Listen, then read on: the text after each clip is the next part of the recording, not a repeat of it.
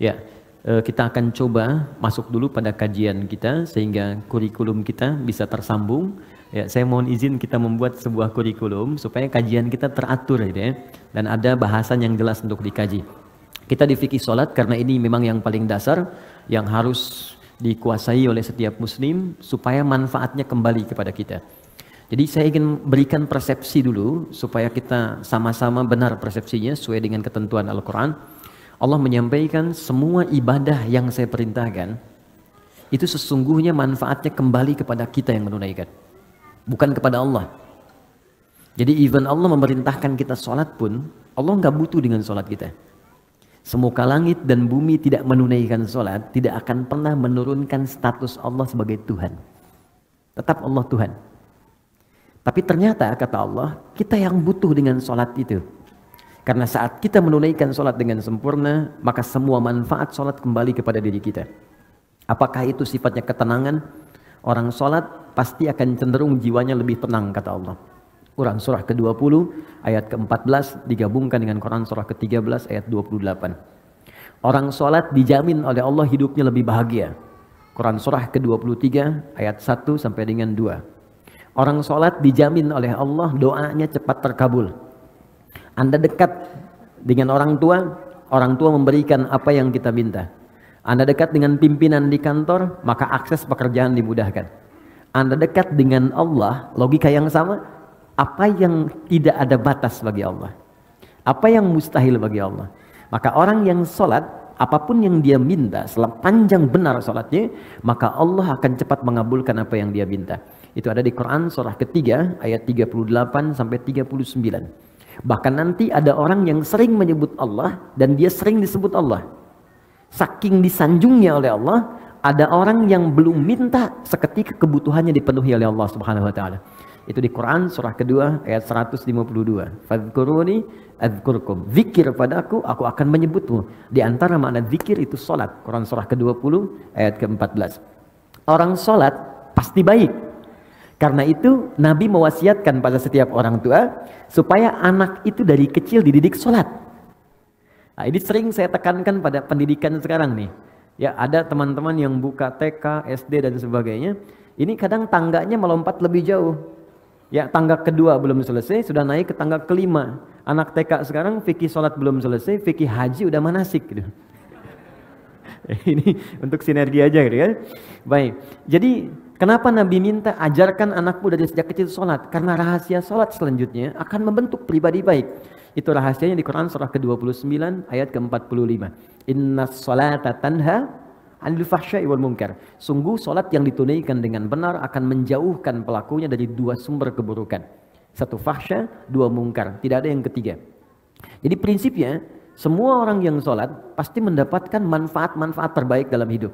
Tapi pertanyaannya, mohon izin, maaf sekali lagi, kenapa kita melihat orang sholat bahkan tidak mendapatkan satu di antara apa yang disampaikan tadi? Quran mengatakan orang sholat pasti baik.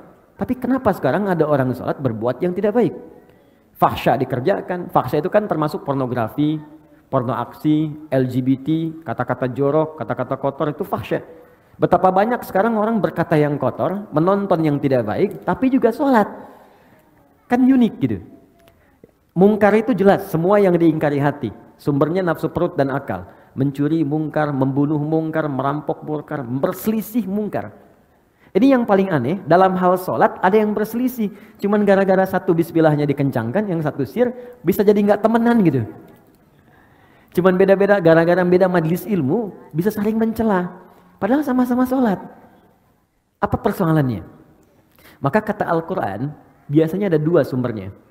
Satu, kebanyakan orang sholat kurang khusyuk atau bahkan tidak khusyuk dalam sholatnya.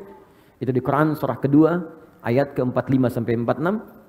Dan yang kedua, ini persoalan klasiknya, maaf, kata Al-Quran, boleh jadi orang sholat itu tidak paham, tidak mengerti apa yang ia kerjakan dan ia baca dalam sholatnya. Jadi ruku tapi nggak ngerti yang dilakukan. Sujud nggak paham yang dibacakan. Ya bagaimana kita bisa khusyuk kalau kita nggak menikmati apa yang kita lakukan? Anda bekerja tapi tidak paham yang dikerjakan, kan nggak akan maksimal pekerjaan. Anda sholat tapi tidak mengerti yang dibaca, bagaimana bisa merasakan kenikmatan? Ada orang dulu baru takbir, saking nikmatnya dalam takbirnya, itu sakit di kakinya nggak kerasa. Sahabat Ali bin Abi Thalib itu Masya Allah pernah kakinya itu terkena duri. Ya, kalau bahasa Jepangnya kacugak, kena duri kecil gitu. Jadi setiap disentuh sakit, dipegang sakit sampai teman-temannya datang sahabat ingin mengambil sakit. Ya, kata satu orang, beliau mengatakan, udah saya tahu kapan ngambilnya katanya. Saya tahu kapan mengambilnya. Sekarang jangan diganggu. Begitu tiba waktu sholat, dikisahkan sholat zuhur, begitu beliau takbir, yang satu kawannya mengatakan ini saatnya. Begitu takbir, diambil durinya, nyaris tidak ada ekspresi apapun di wajahnya. Yang tadinya baru disentuh ya, sentuh sedikit udah terasa gitu. Wajah memerah. Itu sudah takbir, nggak ada ekspresi perubahan di wajahnya. Saking nikmatnya gitu. Ya, ada orang yang bahkan memprioritaskan sholat dibandingkan dengan tidurnya. Saking merasakan kenikmatannya. Bahkan puncak paling tingginya, ada memang orang sholat untuk mensyukuri semua nikmat yang Allah berikan. Bukan karena sholatnya.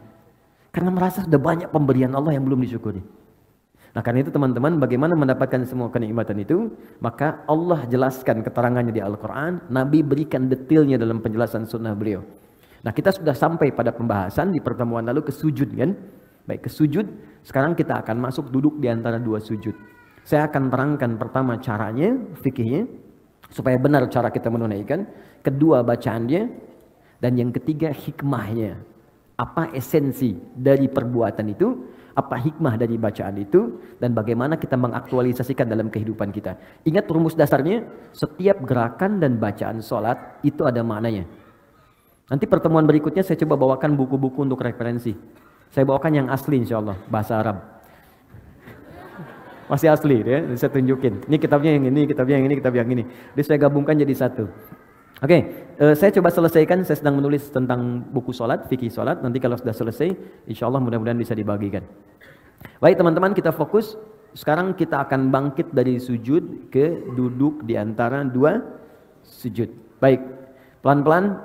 Setelah ini saya mungkin hanya 30 menit menerangkan ini. Setelah itu kita kembali ke diskusi. Apa yang Anda ingin diskusikan, kita silahkan nanti share dalam sisa kesempatan yang mungkin kita dapatkan. Baik, posisinya sujud. Ada yang bisa bantu saya? Baik, tapi di sini kayaknya agak kurang ini ya, kurang kuat ya. Oh, silakan. Nanti ini tunjuk sana, terus sampai ke belakang. Oke, silakan. Ayo Mas, bismillah. Di sana ada layar kan ya? Jadi kelihatan ya. Jadi walaupun tak nampak ya bisa kelihatan sini. Mohon izin bisa sujud Mas. Ya, mungkin akan lebih baik hadapnya ke arah sini aja. Tahan. Kalau sujud itu kan berarti dari i'tidal kan? Ya, saya mulai dari i'tidal, bangun dulu sebentar. Ya, sami Allahu liman hamidah. Oke, tahan sebentar sampai sini. Ini bisa tangannya diangkat menghadap ke sana, depan. Bisa sejajar dengan bahu di sini, ya. Di hadis Muslim nomor hadis 397, termasuk di Al-Bukhari nomor hadis 711. Kalau ditanya siapa yang meriwayatkan, namanya sahabat Abu Hurairah. Dapatnya dari mana? Namanya Khalad bin Rafi Az-Zuraiqi, langsung dari Nabi sallallahu alaihi wasallam.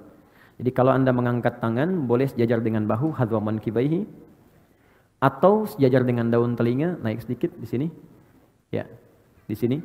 An-Nasai nomor hadis 1101.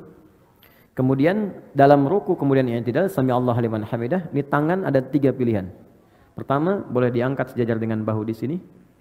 Kedua, sejajar dengan daun telinga. Atau yang ketiga, mursal, tangan tidak mengangkat sama sekali. Cukup kita bangkit, sami Allahu liman hamidah. Ini biasanya dipraktekkan yang ketiga di mazhab Maliki. Ya, dari Imam Malik. Sekarang penyebarannya di Afrika Utara dengan wilayah Mediterania. Jadi misalnya ada Libya, Tunisia, Maroko, Aljazair. Maroko itu combine dengan Syafi'i, nyebrang sedikit ke Itali, ke Spanyol, ke Prancis, daerah sana, itu Maliki. Jadi kalau bismillahnya nggak dibaca, kalau sholat tangannya langsung begini. Jadi begitu dia begini, misal Anda sedang umrah nih ya, di Ka'bah atau sedang haji, mudah-mudahan yang belum berangkat bisa segera insya Allah. Nah, tidak cukup dengan amin, nabung. Jadi kalau Anda sedang lihat orang begini depan Ka'bah, nah, jangan diajak ngobrol. Itu sedang sholat. Nah, tiba-tiba dia ruku misalnya kan, atau yang tidak dia angkat tangan, itu Maliki. Baik. Sami Allah liman hamidah. Sekarang kemudian sujud. Perhatikan baik-baik. I'tidal jangan langsung sujud. Kata Nabi, hatta ta'tadila qa'iman, sampai engkau tegak berdiri dengan sempurna. Jadi begitu ini turun, sami'allahu liman hamidah, rabbana walakal hamd. Ingat maknanya? Masih ingat hikmahnya? Orang yang rukunya benar kepada Allah. Ruku itu artinya taat, patuh. Di ruku itu filosofisnya bukan sekedar diminta formalitas ruku dan lurus semua, tidak. Tapi ini gambaran kepatuhan kepada Allah. Karena orang Romawi dulu, orang Persia ketika menghormat kepada rajanya, itu mereka ada yang ruku begini. Ada yang sujud. Nah itu gambaran patuh sempurna. Jadi kalau diperintahkan, mungkin teman-teman lebih tahu lah film-film kolosal masa lalu kan. Kalau prajurit diperintahkan kan ada kepatuhan, siap gitu kan. Dan dia mengerjakan apapun, termasuk mengorbankan nyawanya. Maka Allah meminta kepada kita, Anda pada manusia aja bisa patuh sempurna. Kenapa pada saya yang menciptakan Anda nggak patuh sempurna? Maka dibalik oleh Allah, rukulah yang sempurna. Makanya saat ruku semua diminta sempurna. Dari kepala sampai bagian belakang. Diurutkan. Ini gambaran kepatuhan kita kepada Allah. Makanya kita katakan subhana rabbiyal azim wa bihamdi. Ya Allah, kalau ada orang yang dihormati oleh orang lain dalam kehidupan, ada makhluk yang disanjung, maka tidak ada yang paling tinggi, paling azim kecuali Engkau. Subhana rabbiyal azim, dan aku puji Engkau. Nah, orang-orang yang rukunya benar kepada Allah, dia patuh pada Allah, diminta dikerjakan, suruh ditinggalkan dia tinggalkan, maka Allah akan angkat derajatnya. Jadi iman itu kalau sudah kuat, tandanya patuh. Makanya iman sering disertakan dengan amal soleh. Amal soleh itu ujian kepatuhan. Quran surah 103. Ya, wal 'asr innal insana lafi khusr illa alladzina amanu wa amilus shalihat. Jadi kalau orang sudah beriman, itu tandanya tanda patuh.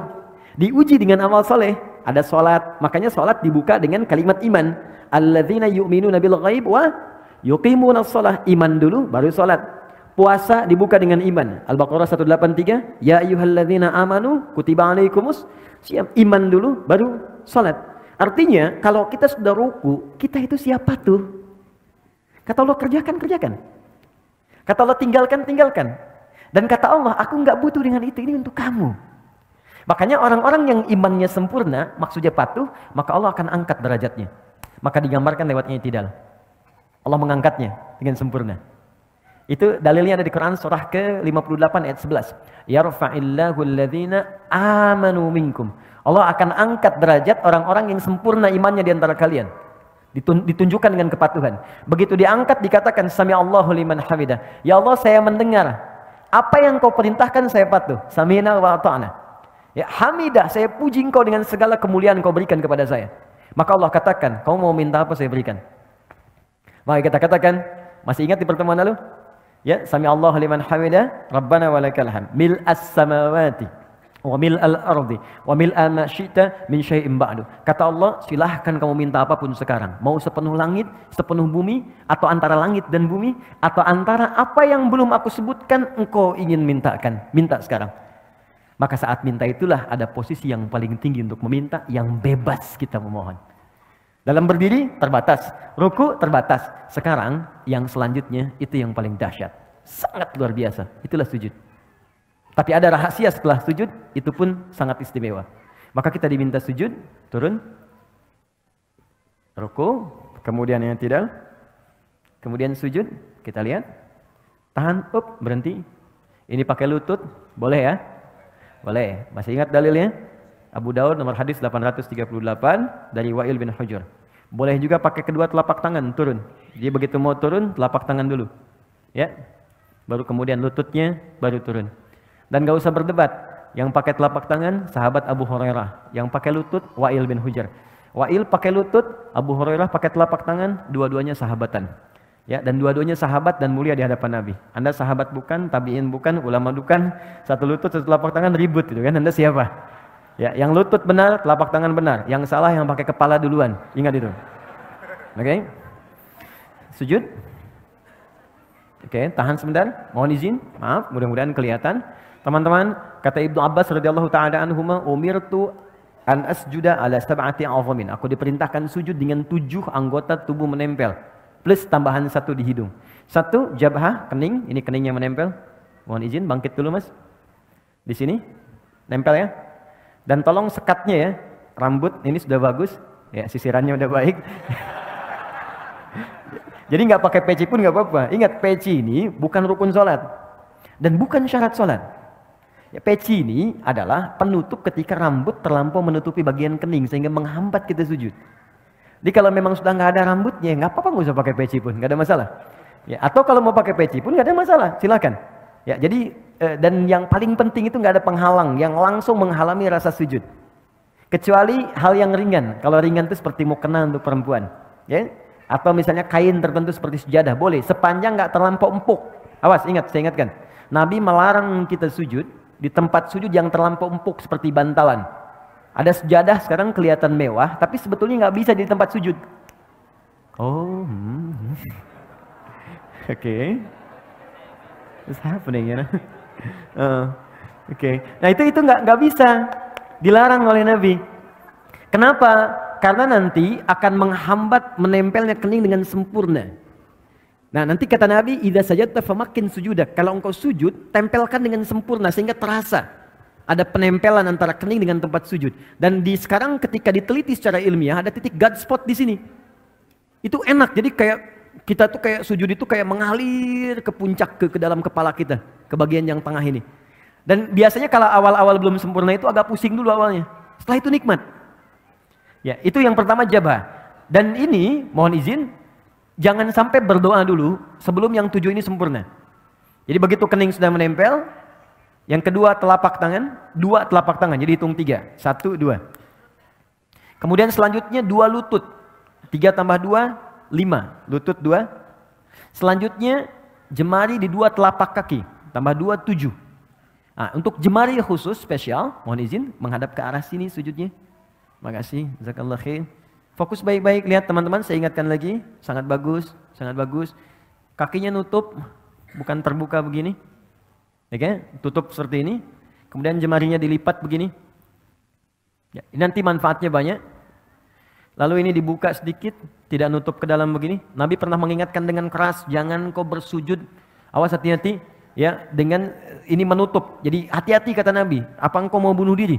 Ya, karena ketika Anda seperti ini, diafragmanya tertutup, napas menjadi sesak. Ini paling berbahaya, makanya dibuka. Ini saya tekankan karena ada sebagian mengatakan kalau perempuan itu ada yang mengatakan ditutup begini, itu tidak. Sama laki-laki dengan perempuan, sama saja. Kecuali dalam takbir di awal, perempuan tuh boleh rapat begini. Itu di Syafi'iyah. Karena dulu nggak ada hijab seperti sekarang.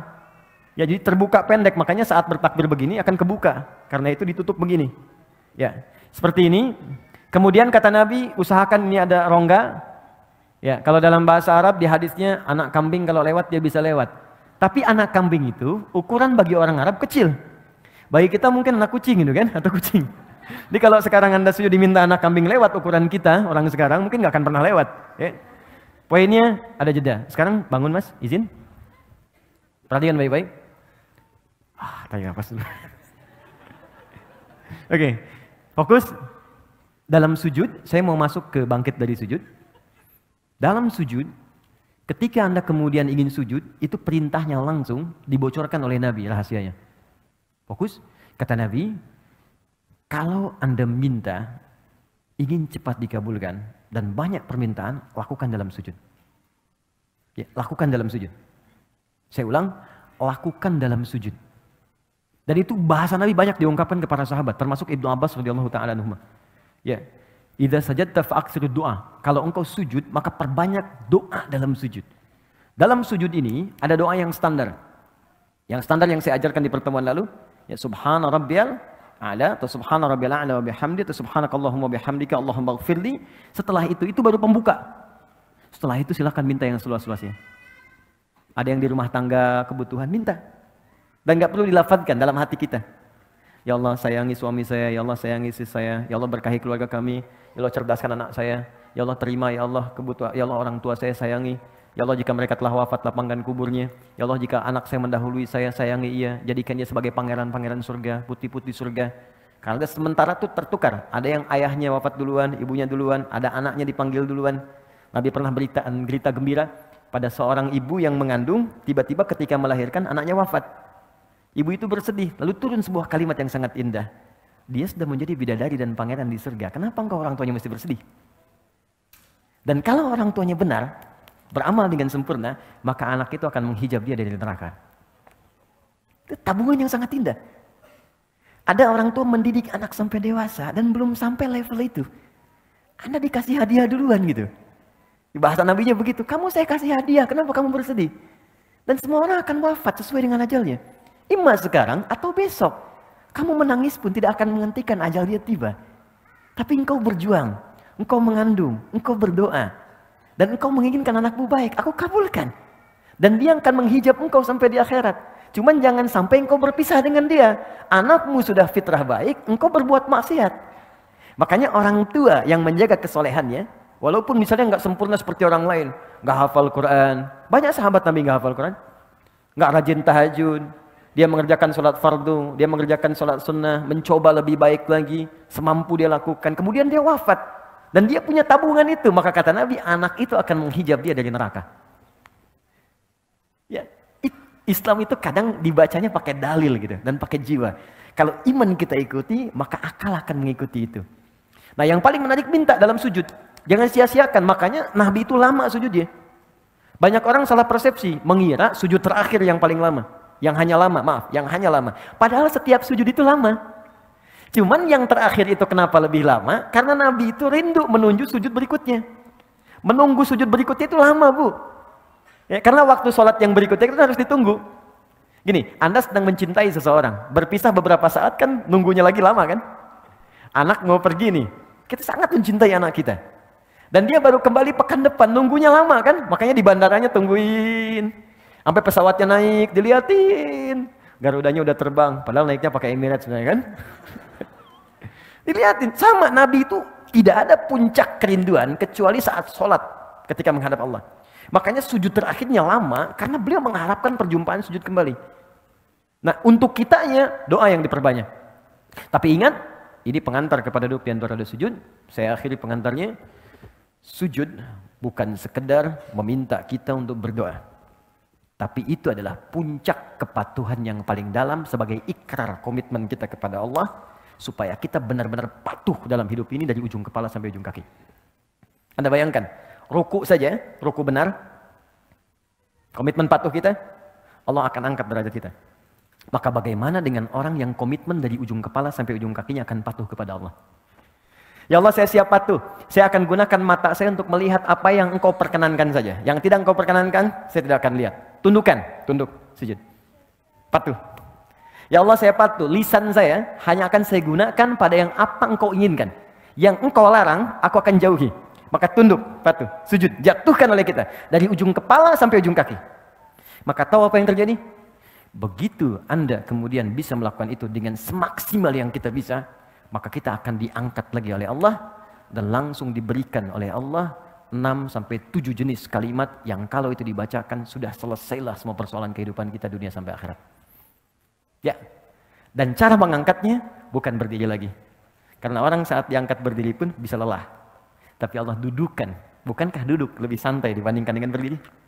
Maka orang setelah sujud, bangkitlah dia dari sujudnya.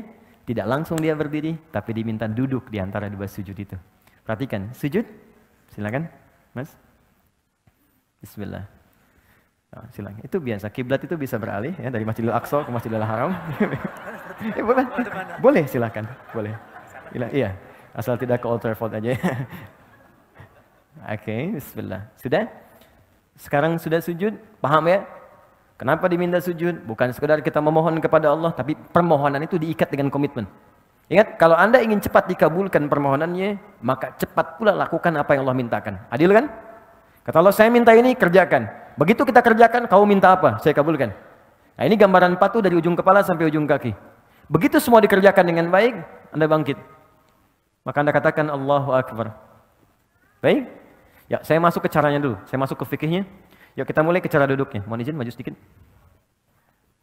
Terima kasih. Ya, silakan duduk.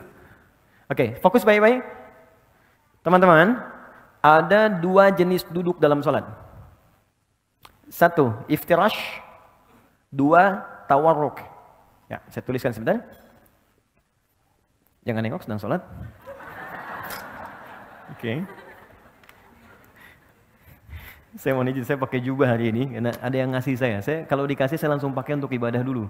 Ya, setelah itu baru saya simpan. Jadi untuk menyayangi orang yang ngasih. Lihat sini. Satu iftirash. Nggak pakai hamzah. Iftirash pakai sin besar. Dua tawarruk. Pakai kaf. Gini, pelan-pelan. Boleh melihat ke sini kalau ingin melihat ke sini, ya. Iftirash akar katanya dari kata farasya. Kemudian ada firash, sesuatu yang terhampar, terbentang. Ya, Quran surah kedua Al-Baqarah ayat ke-22. Allazi ja'ala lakumul arda firasya. Allah yang telah menjadikan bumi itu di dalamnya ada hamparan. Ini bukan bumi datar. Ya, bukan bumi datar. Maksudnya di bumi itu kalau Anda keluar dari bumi, pengen tahu bentuk bumi, keluar dari bumi, lihat. Maka akan Anda lihat bentuknya. Tapi kalau Anda hidup di bumi, supaya saya mudahkan kehidupan, saya jadikan hamparan, supaya Anda bisa pijak. Nah, firash itu hamparan. Kasur disebut firash karena terhampar. Kalau kasurnya bulat, nggak bisa kita tidur di situ. Ya. Kemudian yang paling menarik, kalau kita berusaha menghamparkan sesuatu dengan sempurna, maka tambahkan alif dengan ta, sehingga kalimatnya berubah dari firash menjadi iftirash.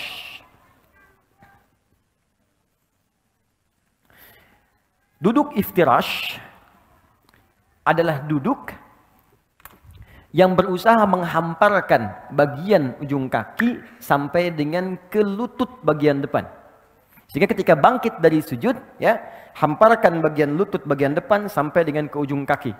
Dan duduk dengan sempurna, baik itu yang kaki sebelah kanan ataupun yang kirinya.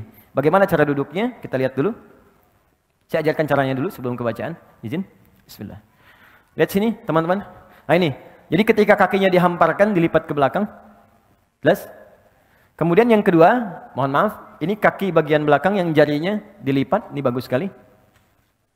Nah, yang ketiga, ini yang paling penting. Ada bagian kaki kiri yang sebagiannya itu dihamparkan ke arah dalam untuk diduduki. Seperti firash, kasur, kan kita hamparkan untuk diduduki, ditiduri gitu kan. Ini seakan-akan tumpuan bagian belakang tubuh kita itu menduduki bagian kaki sehingga disebut dengan iftirash namanya. Jelas ya? Baik. Ini hamparkan kaki yang bagian dalam, seperti ini, bagus, angkat sedikit, maaf. Ini, seperti ini. Ini yang disebut firashnya. Iftirash melipat kaki yang ini, menghamparkan yang ini, melipat kaki bagian yang kiri, lalu diduduki. Ya, jelas ya? Baik, jadi seperti ini sudah bagus sekali. Yang ini dilipat jarinya. Seperti ini. Awas hati-hati, ada sebagian beberapa kesalahan. Seperti ini, misal kiri, kemudian kanan begini, lalu begini. Ya, ini cara duduk yang tidak tepat. Ini kelihatan. Baik ya. Atau begini. Ya, kelihatan. Yang kiri dilipat yang kanan, ditumpu baru begini. Ini cara duduk yang tidak tepat. Ya, jadi yang tadi yang sempurna, tapi kalau sedang ada darurat, ada kendala di lutut yang kanan, jangan dipaksakan dilipat ya. Itu boleh. Kaidah fikihnya ad-darurat tubihul mahdzurat. Yang darurat boleh melakukan yang dilarang. Misal, saya nggak bisa begini, bisanya ke depan. Dalam kaki ada masalah, boleh ke depan begini. Ya. Dan yang samping nggak usah negur. Woi, nggak sopan. Dia bilang batal salatnya tuh, ya. Dua-duanya batal. Kalau ngobrol. Oke, satu sudah. Kedua, badan tegak. Yang ini. Dia tidak maju ke belakang, tidak mundur juga, dia tegak sempurna. Tiga, posisi tangan. Tangan ada dua posisinya. Bisa di sini, pas di paha, di atas lutut. Ya, lebih enak begini. Di paha, di atas lutut begini. Atau bisa turun sedikit ke lutut begini. Jelas ya? Jadi bisa sama laki-laki dan perempuan, tidak ada beda. Bisa di sini, atau turun sedikit. Jelas? Oke, kalau sudah jelas, posisi ini harus dilakukan dulu sebelum kita berdoa. Jadi bukan naik langsung doa. Bahkan ada yang belum duduk udah berdoa. Rabbighfirli warhamni, duduk aja belum gitu. Ya. Jadi Nabi mengajarkan duduk dulu dengan sempurna supaya darah mengalir dengan nyaman dulu, kitanya enak dulu. Jadi berdoa dalam keadaan enak. Seperti begini, teman-teman kalau doa bangun tidur apa?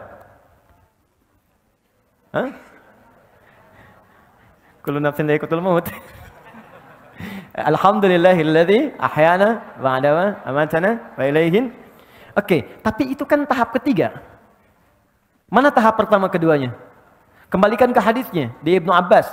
Hadisnya di Abu Daud dari Ibnu Abbas radhiyallahu taala anhuma, nomor hadis 1369. Ya, jadi kata Ibnu Abbas, kana Nabi sallallahu alaihi wasallam, ya adalah Nabi sallallahu alaihi wasallam idza staiqadha min naumihi, kalau bangun dari tidurnya itu enggak langsung doa. Ini bukan bangun berdoa, tidak. Fajalasa, maka duduk sebentar. Duduk dulu. Di sunnahnya begitu bangun duduk. Wa athara biyadihi, ya, wa masaha biyadihi min athara naumi. Wa masaha biyadihi min athari naumi. Kemudian menghapuskan, menghilangkan dengan bagian tangan yang diduga bersih. Makanya sebutnya yad. Ya, kalau ini duga bersih pakai ini, kalau ini duga bersih pakai ini, boleh. Karena nanti kalau diduga kotor, sunnahnya cuci dulu. Karena kita nggak tahu bagian mana yang menyentuh sesuatu yang kotor saat kita tertidur. Ada kotoran misalnya tersentuh dan sebagainya, ya. Maka hapuskan dulu bekas ngantuknya. Setelah ngantuknya hilang, baru berdoa. Jadi bukan berdoa saat ngantuk. Karena ada orang baru bangun duduk begitu sudah berdoa. Alhamdulillahilladzi ahyana ba'da. Ini berdoa dalam keadaan nggak sadar. Saya ingin tunjukkan betapa Islam itu meminta kita mengerjakan sesuatu dengan pemahaman yang utuh. Jadi bukan mengerjakan sesuatu tapi kita nggak sadar. Bahkan ada orang belum baca doa, baru duduk sudah nggak sadar. Ya bangun 2:30 pengen tahajud, baru duduk masih begini. Begitu bangun udah jam 5 gitu. Ya. Sadar. Jadi sempurna dulu, duduk sempurna seperti tadi. Itu sudah bagus sekali duduknya. Setelah itu baru kemudian baca doanya. Baik, oke, sekarang kita bacakan doanya. Jadi ada 3 jenis doa. Oke, ada 3 jenis. Ini spesial nih, saking spesialnya cahaya mengkondisikan. Oke. Yang pertama, ada yang singkat. Rabbighfirli, Rabbighfirli. Diulang 2 kali. Oh, enggak pakai Rabbighfirli. Rabbighfirli. Singkat sekali. Ya, Rabbighfirli. Oke. Saya ulang ya. Anda boleh ikuti. Rabbighfirli. Rabbighfirli. Cukup sekali kita ucapkan. Rabbighfirli, ulang sekali lagi. Jadi 2 kali disebutkan. Rabbighfirli, Rabbighfirli. Ini bagian pertama. Hadisnya sahih. Tahan. 2, ada yang sampai 3 lafaz. Rabbighfirli, warhamni, warzuqni. Sampai 3 lafaz. Ada yang sampai 4 sampai 5 lafaz. Rabbighfirli, warhamni, wajburni, warfa'ni, warzuqni. Ada yang 6 lafaz. Ditambahkan dengan wa'fu anni. Atau ada yang afini. Maka Rabbighfirli, warhamni, wajburni, warfa'ni, warzuqni, wa'afini. Jelas? Baik, ada yang memasukkan sampai 6 saja. Sampai wa'afini, sampai 7. Yang wa'fu anni enggak dimasukkan. Baik ya? Enggak ada masalah. Karena ada beberapa referensi menyebutkan dengan tambahan wa'fu anni. Walaupun itu syarah sebetulnya. Syarah. Ya. Kalau kita cukupkan sampai wa'afini, boleh. Wa'fu anni ada dalil juga. Walaupun dalil sifatnya syarah. Tapi tidak harus langsung diperdebatkan juga. Toh tidak akan juga mengganggu sah tidaknya sholat seseorang. Balikan sini. Saya tuliskan. 1. Rabbighfirli. 2. Warhamni. 3. Wajburni. 4. Warfa'ni. Kita masukkan saja. 5. Warzuqni. 6. Wa'afini. Yang tambahan. Wa'fu anni. Rabbighfirli warhamni wajburni warfa'ni warzuqni wahdini. Belum disebutkan. 1, 2, 3, 4, 5, 6, 7. Jadi yang plus tadi saya sebutkan saya kotaki. Jadi kalau Anda mau nggak bacakan ini nggak ada masalah. Jelas ya? Sampai di sini. Kalau mau tambahkan dengan syarah tadi silahkan. Karena ini semakna dengan yang ini. Tapi ini lebih dalam. Oke, sekarang pelan-pelan. Fokus ini. Lihat baik-baik. Rabbighfirli, ya Allah ampuni aku. Baik. Saya mau tanya pada teman-teman, siapa yang ingin dicintai Allah? Alhamdulillah. Boleh angkat tangan? Oke, tahan. Allah itu kalau sudah mencintai seorang hamba, maka yang pertama diberikan bukan dunia. Ingat itu. Jadi jangan Anda persepsikan kalau status sosial di dunia kita meningkat, itu tandanya cinta Allah datang. Belum tentu. Kedudukan meningkat, harta bertambah, jangan dipersepsikan Allah sedang menyayangi kita. Kalau saat yang bersamaan, ciri ini tidak kita dapati. Ternyata ketika Allah mencintai seorang hamba, maka yang pertama Allah berikan adalah ampunan dari semua dosa yang pernah ia kerjakan. Itu ada di Quran surah ketiga ayat 31. Paling kiri sebelah atas di mushaf.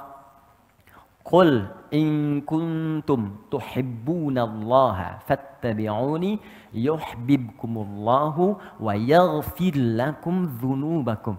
Katakan Muhammad pada umatmu semua, jika kalian serius mencintai Allah, maka buktikan cintamu dengan mengikuti semua tuntunan Rasul. Ikuti. Kata Nabi jadi baik, baik. Kata Nabi sholat, sholat. Kata Nabi berhijab, berhijab. Kata Nabi tinggalkan ini, tinggalkan. Nah, yang paling menarik, yuhibbukumullah, Allah akan cintai kalian. Ketika cinta Allah itu diberikan, ini yang paling indah. Wa yaghfir lakum dzunubakum, maka yang pertama diberikan adalah ampunan dari semua dosa. Jadi di Al-Qur'an itu ada redaksi begini, ada dzunub, ada dzambun. Dzambun itu satu kali dosa. Sekali dosa. Itu ditemukan misal di Quran surah ke-Ghafir, surah ke-40 ayat 3. Ghafiri dzambi wa qabilit taubi. Ghafiri dzambi, aku turunkan sifat ghafir dzambi untuk mengampuni orang yang berbuat satu kali dosa. Jadi kalau Anda misal ya berbuat salah sekali nih, mata salah lihat nih. Salah lihat. Ya, ada gambar yang tidak layak dilihat, salah. Yang paling aneh lisannya istighfar. Astagfirullah, salah nih. Jadi, lisan istighfar tapi mata ngelihat kan? Baik, salah itu. Ketika sekali berbuat salah, kata Allah, saya nggak akan biarkan hambaku pulang kepadaku dalam keadaan kotor dengan dosa. Engkau lahir bersih, kenapa pulang kotor?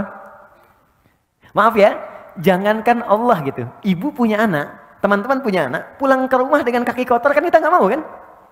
Nah kotor, cuci dulu kan, baru masuk rumah. Anda pengen ke surga, badannya kotor, ya Allah yang punya nggak akan mau. Kamu kotor, bersihin dulu. Makanya kata Allah, satu titik kotoran pun melekat pada dirimu, aku ingin kau bersihkan dulu. Aku turunkan sifatku namanya ghafir. Engkau minta ampun padaku, aku ampuni dosamu walau sedikit. Tapi pertanyaan saya, siapa yang punya dosa sedikit? Yang punya dosa sedikit angkat tangan, saya pulang. Oke, mata berapa kali berbuat salah? Telinga salah dengar, lisan salah ucap. Pikiran juga sudah salah. Ustadz belum datang, udah 30 menit, kemana sih Ustadznya? Iya ya. Oke, kaki berapa kali salah melangkah? Udah banyak dosanya. Maka ketika itu diakumulasikan, kemudian dikumpulkan, maka berubahlah kemudian kalimatnya dari dzambun menjadi dzunubun. Nih, bentuknya jamak, plural. Pindah ke sini. Yang paling dahsyat kata Allah, maaf ya, cinta Allah itu kalau sudah diberikan, maka dia tidak akan kenal batas. Bahkan pendosa yang paling buruk pun dalam hidupnya, kata Allah, aku akan berikan peluang untuk mendapatkan cintaku. Ketika Allah memberikan cintanya, kalimatnya bukan menggunakan dzambun, tapi dzunub. Yuhibbukumullah, ketika Allah mencintai Anda, wa yaghfir lakum dzunubakum, maka aku akan ampuni semua dosa-dosa yang pernah engkau kerjakan. Anda jangan takut. Kita itu sama, sepanjang kita mau mendekat. Bahkan ada ayat indah sekali. Ayat ini turun pada pelaku dosa besar yang sudah pesimis. Jadi dia udah menyimpulkan, udahlah. Ini saya lihat wajah saya ini wajah neraka nih. Udah banyak salahnya, udah hitam, udah lumpur begini nih. Orang memandang nih gak ada kesempatan ke surga, udah pokoknya jelek. Setiap orang melihat saya jelek semuanya. Dia pernah berzina, dia mabuk, dia kriminal luar biasa. Tapi tahukah Anda?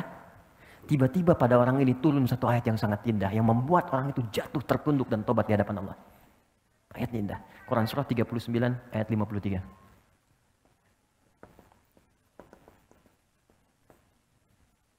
Kata Allah, "Qul," katakan Muhammad, "Ya ibadiyalladzina asrafu ala anfusihim." Katakan pada hambaku yang telah mengoleksi banyak dosa dalam hidupnya. Israf itu sesuatu yang berlebihan. Jadi kalau Anda diundang ke resepsi pernikahan, ada prasmanan, Anda makan sekali. Tapi kalau Anda ngantri 10 kali, itu israf namanya. Oke? Nah, ada israf dalam berbuat dosa. Jadi dosanya udah nggak keukur. Bahkan saking nggak keukurnya, kalau ada orang lain berbuat dosa, dia belum, rasanya belum lengkap. Oh, dia udah mengerjakan ini. Oh, saya juga bisa. Jadi kalau ada orang berbuat dosa, dia belum kerjakan, dia belum lengkap hidupnya. Israf.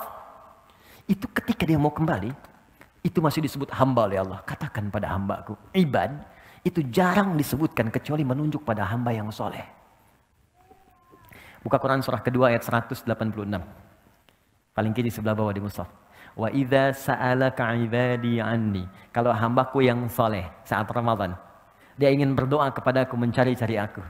Fa inni qarib, katakan Muhammad pada mereka, aku dekat. Wa ibadur rahmanil ladzina yamshuna 'alal ardi hauna. Di surat Al-Furqan, hamba-hamba Allah yang penyayang. Kalau jalan itu jalannya bagus. Anda bayangkan, penjahat yang tobat itu disamakan statusnya oleh Allah dengan hamba yang soleh. Jadi Allah itu sangat menyukai, maaf ya, penjahat yang tobat, orang salah yang tobat dibandingkan dengan orang soleh yang tidak pernah merasa salah. Di Allah sangat mencintai orang salah yang bertobat dibandingkan orang soleh yang tidak pernah merasa salah. Di ketika Anda berbuat dosa sebanyak apapun kata Allah dan Anda ingin tobat, apa kalimatnya? La taqnatu min rahmatillah. Kamu jangan putus asa dari rahmatku. Dan disebut hamba. Kamu sama dengan soleh yang lain. Cuman kamu tinggalkan aja perbuatan buruk kamu. Gini cara memahaminya. Anda punya anak. Anak itu sudah berbuat buruk yang sangat luar biasa. Keluarga sudah nggak enak. Di mana-mana disebutkan pokoknya nggak bagus. Udah mencela, udah merusak nama baik keluarga dan sebagainya. Tiba-tiba anak itu mau pulang. Anda terima nggak? Terima. Oke. Ketika dilihat disambut dengan senyuman? Belum tentu. Ngapain kamu kesini? Oh, kamu bukan anak saya lagi. Oh, lantas anak siapa? Oke. Itu hamba. Tapi Allah tidak. Begitu seorang pelaku maksiat yang paling tinggi pun ingin bertobat, langsung disebut dengan kalimat ibad. Qul ya ibadiyalladzina asrafu. Katakan hambaku sini. Kamu mau tobat? Jangan putus asa dari rahmatku. Innallaha, teruskan ayatnya. Innallaha yaghfiru dzunuba jami'a. Allah akan mengampuni semua dosa-dosa yang pernah kau kerjakan. Kenal Fir'aun? Oke. Ya. Nih ya. Fir'aunnya. Catat kalimat saya nih. Fir'aunnya. Fir'aun itu gelar bagi raja di Mesir, Farao, bahasa Arabnya Fir'aun. Hobinya bunuh orang. Al-Baqarah ayat 49. Jadi kalau ada perempuan yang mengandung, itu di sampingnya udah ada algojo. Satu mengawasi, satu pegang pisau. Jadi kalau lahir perempuan, bebas. Perempuan, bebas.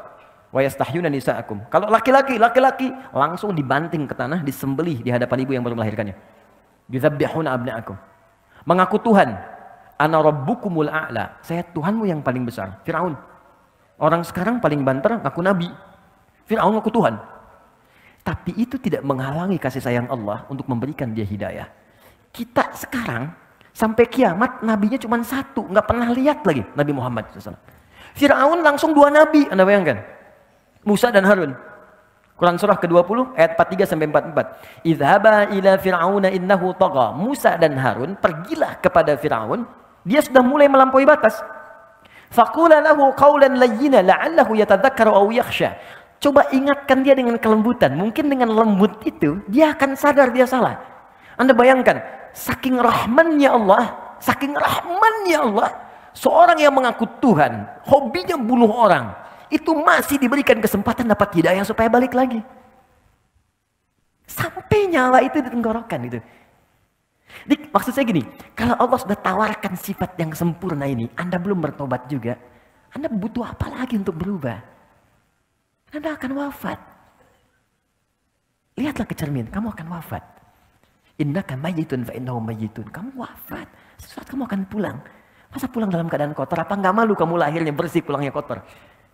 Dan itu dibuka di hadapan Allah semua. Nah, poinnya adalah ketika Allah mencintai seorang hamba, maka dia akan mendapatkan ampunan dari dosa. Yang paling menarik, fokus baik-baik.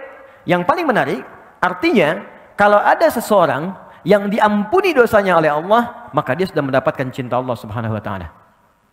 Fokus dari sini. Satu. Kata ini, Rabbighfirli adalah kalimat permintaan kepada Allah untuk memohon supaya dosa-dosa kita diampuni oleh Allah Subhanahu wa taala. Kalimat pengampunannya wa yaghfir lakum dzunubakum. Ketika kita memohon untuk diampuni, robah kalimat ini ke bentuk permintaan. Ighfir, Rabbighfirli. Ya Allah, ampuni dosaku.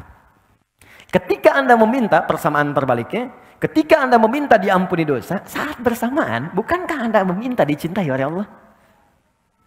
Karena orang yang diampuni dosa, persamaan terbaliknya akan mendapatkan cinta Allah. Jelas? Oke, sekarang kenapa kalimat ini boleh disebutkan tanpa menyebutkan kalimat yang lainnya? Rabbighfirli, Rabbighfirli. Jadi teman-teman kalau sedang buru-buru, misal, maaf ya, sedang jamak qashar atau sedang di perjalanan, itu ketika duduk di antara dua sujud, Anda tidak harus menyempurnakan semuanya. Boleh cuman baca ini 2 kali diulang. Rabbighfirli, Rabbighfirli. Tapi dibacanya pakai hati, bukan cuma di lisan. Maksudnya dikeluarkan di lisan, dikuatkan oleh hati. Rabbighfirli, Rabbighfirli. Ketika Anda bacakan itu, perhatikan cara bacanya, fokus baik-baik. Karena ini kalimat yang sangat menentukan. Kalau Anda benar bacanya, maka Anda akan mendapatkan cinta Allah. Ini poinnya. Nah, apa gambaran bagi orang yang dicintai oleh Allah? Orang yang sudah dicintai oleh Allah, maka apapun yang ia inginkan dalam hidupnya, Allah akan kabulkan. Sepanjang itu ia butuhkan. Bahkan ada orang yang belum pernah minta, Allah langsung berikan. Anda cinta pada anak Anda minta sesuatu bukan karena belikan. Kalau Anda mampu. Anda dicintai Allah. Apa yang mustahil bagi Allah untuk diberikan pada kita? Ya, jadi kalau kita benar-benar minta ampun yang serius, itu cinta ini akan turun. Dan cinta itu persamaannya pemberian. Pasti. Orang yang mencintai objek tertentu pasti akan memberikan apa yang ia inginkan. Pemberian. Anda cinta istri Anda atau suami Anda, maka Anda akan persembahkan yang terbaik. Masak yang paling enak, berikan hadiah yang paling bagus, anak-anak disayang dengan baik, gitu kan? Allah mencintai kita, maka apapun yang kita minta pasti diberi. Selama itu kita butuhkan. Makanya ada di antara orang soleh yang dalam hidupnya selalu mengucapkan kalimat ini, istighfar, supaya mendapatkan cinta Allah.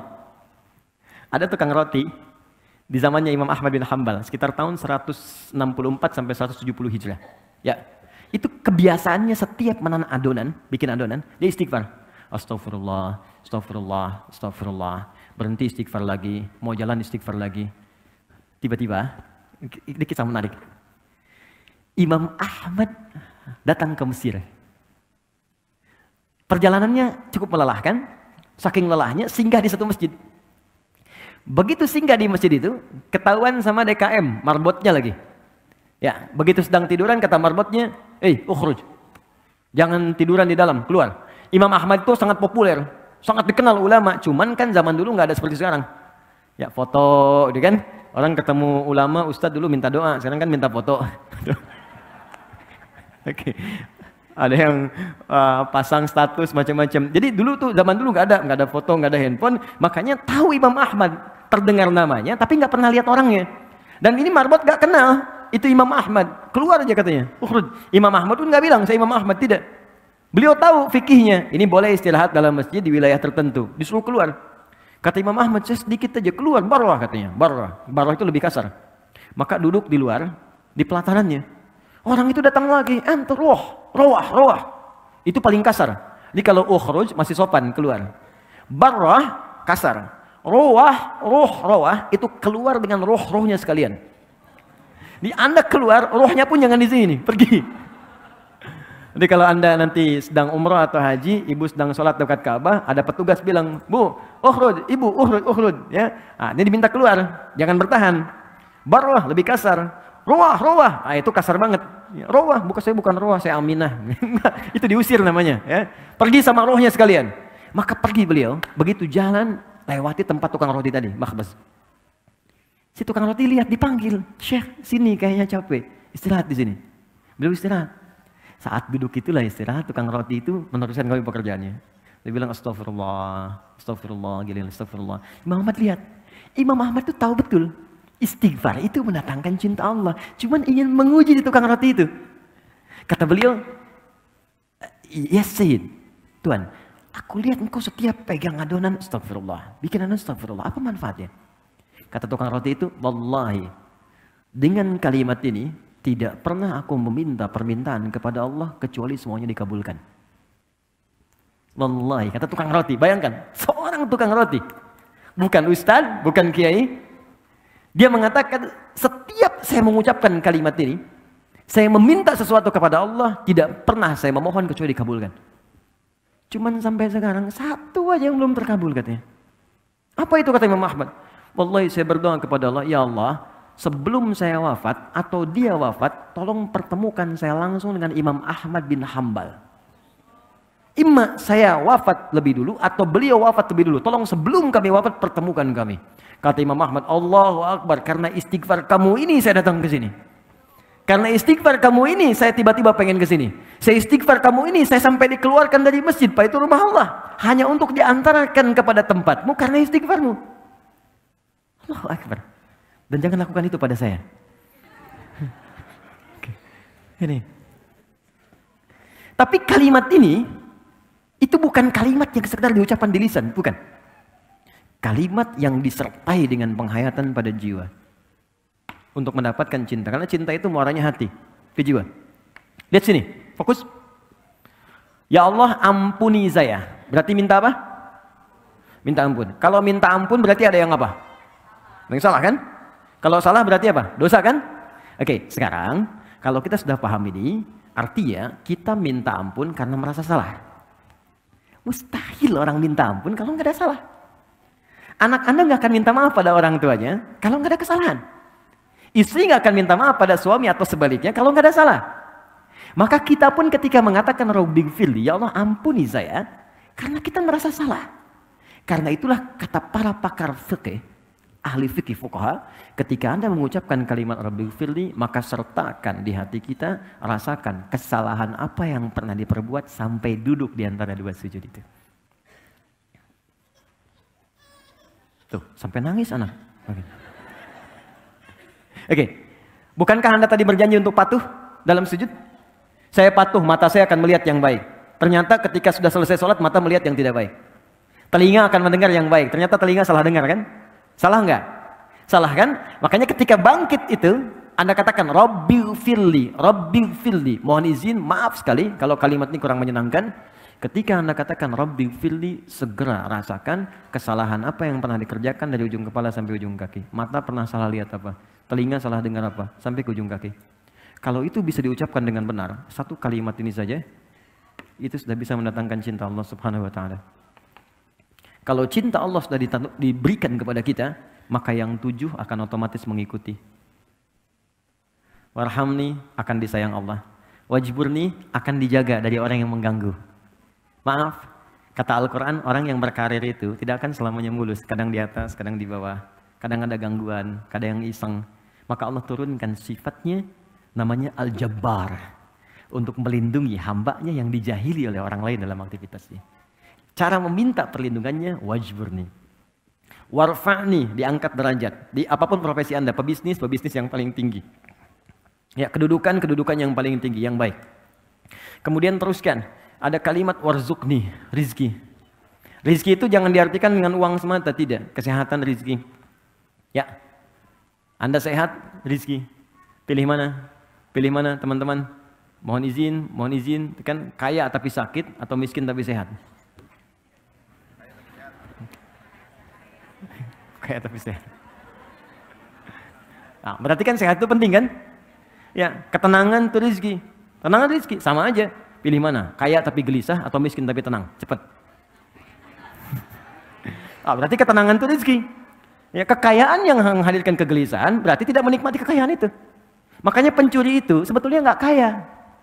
Karena setiap dia mencuri hatinya gelisah. Ya, hatinya gelisah. Koruptor itu nggak kaya, karena setiap dia ngambil, itu gelisah jiwanya. Dan ketika gelisah itu berarti dia masih miskin, karena dia membutuhkan sesuatu yang nggak dia dapatkan. Ayo, teruskan, warzuqni. Kemudian wahdini, berikan hidayah. Hidayah itu segala hal yang baik dalam hidup. Makanya ada doa yang diajarkan Nabi kepada Al-Husain dan Al-Hasan. Al-Hasan yang menerima, kemudian Ibnu Umar, Allahumma hdini fiman hadait, wa'afini fiman afait, wa tawallani fiman tawallait. Ya Allah, berikan aku petunjuk kebaikan dan tempatkan aku di tempat orang-orang baik. Allahumma hdini fiman hadait. Di kalau menikah, ketemu pasangan baik. Maaf, kalau di kantor, ketemu orang baik. Kalau bekerja, ketemu orang baik. Itu yang dimaksud, Allahumma hdini fiman hadait. Kalau Anda persingkat, wahdini, ya Allah tunjukkan aku pada orang-orang baik. Ya, jadi ini tuh datang sendiri. Jadi kalau orang sudah diampuni dosanya oleh Allah, yang ini datang seketika. Wa'afini, sehatkan aku, jauhkan dari penyakit-penyakit yang merusak, mengganggu untuk ibadah. Wa'afu anni, maafkan aku. Kenapa ini menjadi tambahan? Karena sudah tercakup di sini. Tapi kalau mau dispesifikan, disebutkan gak ada masalah. Jelas ya? Baik, jadi teman-teman sekalian, kuncinya di sini yang ini akan mengikuti. Kapan ini diberikan? Kalau sujudnya sempurna. Kalau sujudnya sempurna. Nah, terakhir, orang yang sudah diampuni oleh Allah, maka cirinya ada dua. Pertama, dia akan merasa tidak suka dengan perbuatan buruk yang pernah menimpa atau terjadi kepadanya sebelum dia bertobat. Jadi kalau sudah disebutkan lagi nggak enak. Biasa mata melihat sesuatu yang nggak bagus, disebutkan dari tayangan nih, saya nggak mau, jangan sebut itu lagi. Atau berbuat sesuatu yang nggak bagus, datang ke tempat yang nggak baik, melakukan sesuatu yang dilarang. Begitu diceritakan nggak enak, jangan sebut itu lagi. Saya sudah berubah sekarang. Yang kedua, ciri yang kedua, selalu tobat disandingkan dengan islah. Taba wa aslaha, taba wa aslaha. Dia memperbaiki diri dengan mengerjakan perbuatan yang lebih bermanfaat. Berbahagialah kalau Anda sekarang sudah mulai pengen ke majlis ta'lim, ikut kajian. Artinya Allah sudah menginginkan kita baik. Jadi kalau Allah ingin kita baik, kitanya nggak berubah baik, lantas apa yang bisa membuat kita berubah jadi baik? Itu poinnya. Nikmati itu dan tolong jangan samakan level dengan yang lain. Ya, Anda kalau ingin mengukur, ukur dengan diri Anda. Jangan samakan dengan yang lain. Karena Allah ketika memberikan penilaian, ukurannya pribadi kita. Kita boleh kemudian merasa iri, ghibthah namanya, dengan kesolehan orang. Tapi jangan mengukur kesolehan orang lain untuk menilai diri kita soleh. Tapi kita bisa berlomba untuk mencapai apa yang telah dihasilkan. Anda hijrah, belum hafal Quran. Jangan diukur kalau hijrah, itu harus hafal Quran. Ukurannya, saya lebih baik daripada kemarin. Ketika Anda meninggalkan perbuatan buruk itu jadi baik, itulah Anda. Solehnya Anda di situ. Tapi kalau Anda ingin mulai menghafal Quran, jadi plus untuk kita. Itu yang disebut ghibthah dalam hadis. Maka dari itu teman-teman, saya simpulkan, kalau orang sudah benar diampuni, maka dirinya, singkatnya, akan dijaga oleh Allah dari perbuatan maksiat. Pertanyaan saya, bukankah Anda mengucapkan Rabbig firli, Rabbig firli, Rabbig firli berapa kali dalam sehari? Zuhur 2 kali, Asar 2 kali, Maghrib 2 kali, Isya 2 kali, 8, subuh sekali, 9 kali.